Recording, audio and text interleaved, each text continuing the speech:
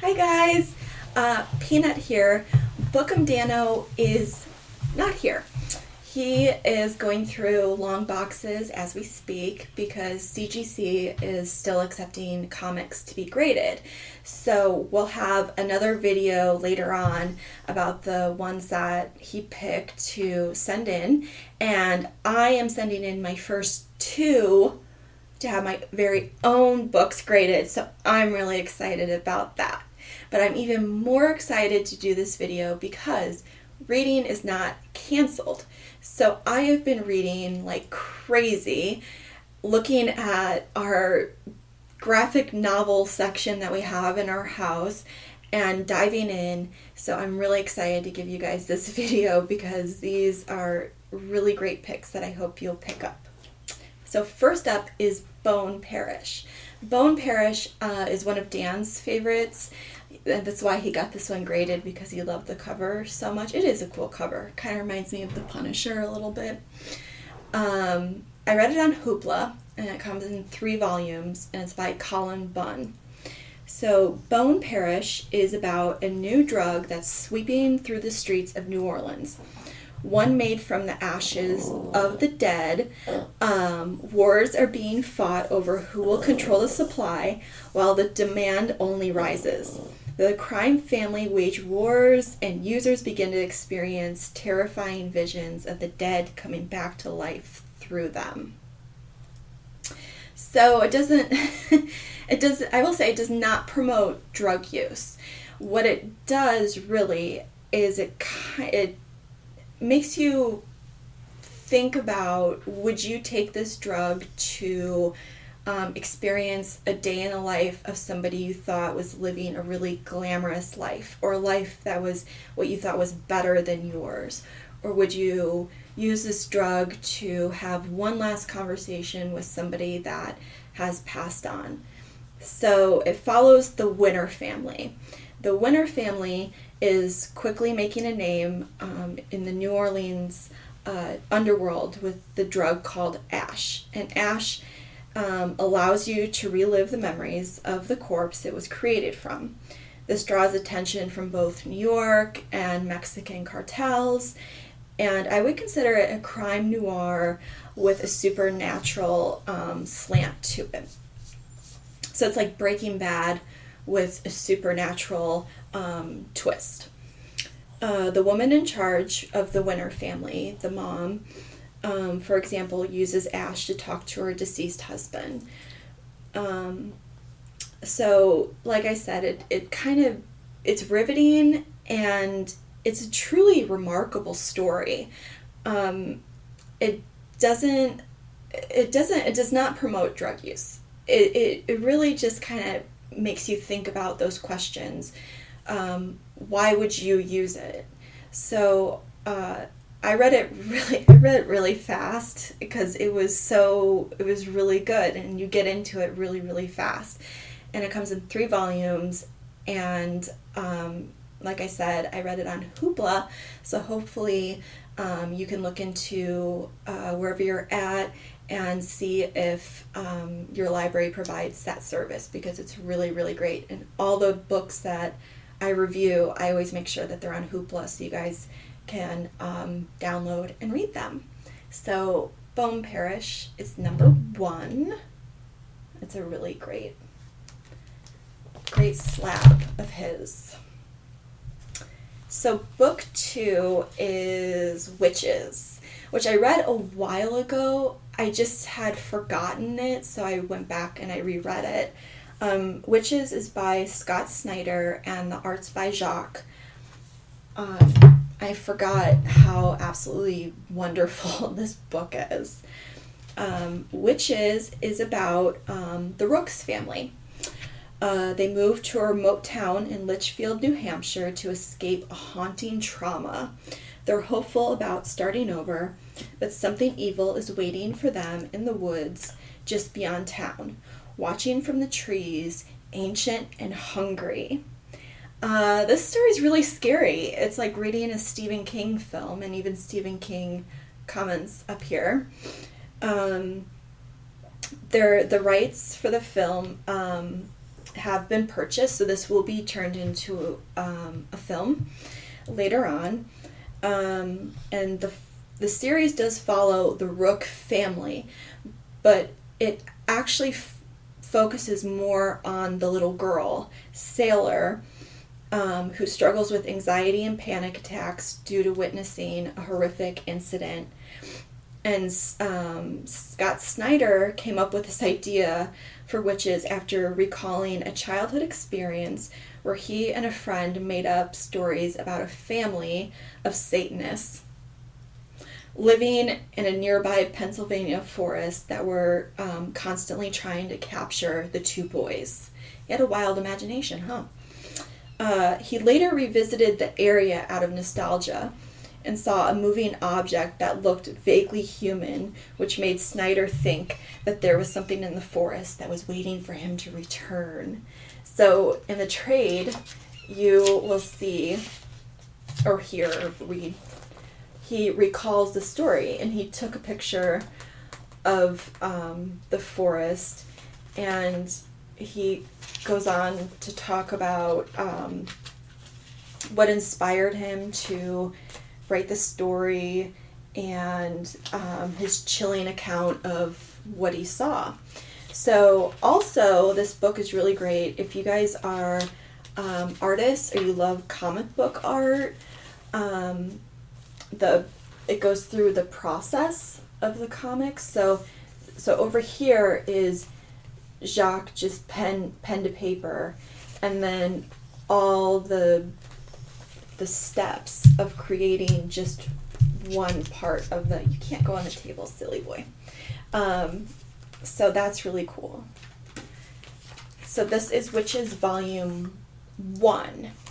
Volume 2 has not come out yet, but what they did to kind of tease you is they did an 80-page Wytches Bad Egg Halloween special.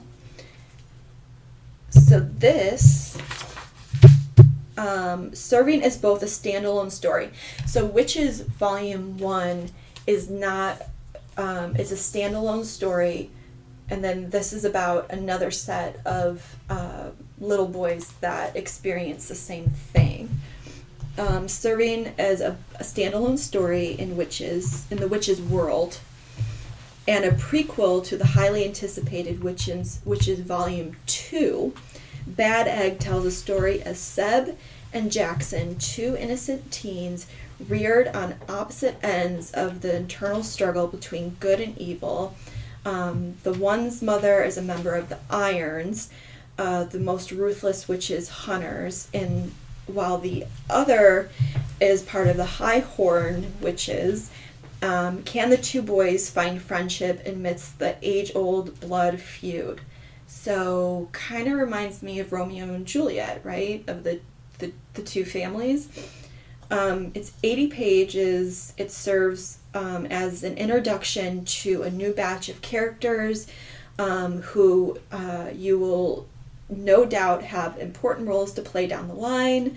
I wouldn't read this before you read Wytches 1. So read this one first, because you'll be lost. And Volume 2 of Wytches, which is highly anticipated, will hopefully be here later in 2020. So definitely check this out. This is really good. And this one's good too. I didn't check to see if this one is on Hoopla, but Cosmicology, I'm sure probably has something, has this one. So these are really, really good. And it's Snyder and Jacques is the artist. My last one. I saved the best one for last. Truly, this was so amazing. Ed Brubaker and Sean Phillips, who's just like a dream team. Fatale. So this one was probably my favorite to read. And we only have Volume 1. There's five in the whole series of Fatale. Fatale is a supernatural noir comic book created by Ed Brubaker and Sean Phillips. Fatale chronicles the life of Josephine, or Jo, a femme fatale who is seemingly immortal, having survived from the 1930s to modern day unaged. She's so lucky, right? Unaged, and has a supernatural ability to hypnotize men into becoming intensely infatuated with her, or have them do whatever she wants, whether they know what they're doing or not. So the narrative jumps back and forth between different time periods and points of view, and it's primarily the points of view of Josephine and the men that enter her life. There's 5 books in the series, which I believe I already said. The first arc, which is this one, present time, Nicholas Lash, the executor of author Dominic Raines' estate, discovers an unpublished manuscript mere moments before a shotgun-toting bad guys pull up, and then Josephine, out of nowhere, a woman that he met at his uncle's funeral, appears out of nowhere to rescue him, and then it jumps back to San Francisco, 1956. So it kind of jumps through time. If you've ever read anything by Brubaker, he likes to play what you would call the long game with his books, which means the stories tend to reveal slowly with not a whole lot going on. Plenty happens in the first volume of Fatale. You get to know Josephine, you get to know what her powers are, you get to know what she can do with them. But this barely scratches the surface. So I'm really, really hoping that one of the packages that came yesterday is Fatale Volume 2, because Dan got out of a Zoom meeting and I handed him and I was like, I want this badly. So hopefully that one came. That's one of the ones that came in the mail. In the beginning, this is really cool. In the beginning, he thanks Joe Hill, which Joe Hill is Stephen King's son, and he also has written tons of novels, Horns, Nosferatu, and Lock and Key. So maybe you guys are really enjoying Lock and Key. And so in the beginning, he thanks Joe Hill and Megan Abbott, who Megan Abbott is also a author. She wrote Dare Me, which I think was turned into a USA series. I'm pretty sure that it was. I haven't read anything by her, but I think it's really cool. He said, for Joe Hill and Megan Abbott, who unknowingly gave me these ideas. So that's really neat. So the art, if you're familiar with Sean Phillips, it's very old Hollywood, the way that he draws Josephine especially, but so amazing. So it's a wonderful combination of a noir story, horror, and the supernatural. And it keeps readers really engaged. And if you're a fan of H.P. Lovecraft, which we happen to have a graphic novel of some of his really famous stories. I was trying to find, we basically live in a library. We have so many books because we love to read. I was trying to find an H.P. Lovecraft, like a collection of his books. I'm pretty sure we have somewhere, but this is the only one that I could find. So if you're a fan of H.P. Lovecraft, you will definitely love Fatale. Ed Brubaker and Sean Phillips received multiple Eisner Award nominations for Fatale in 2013.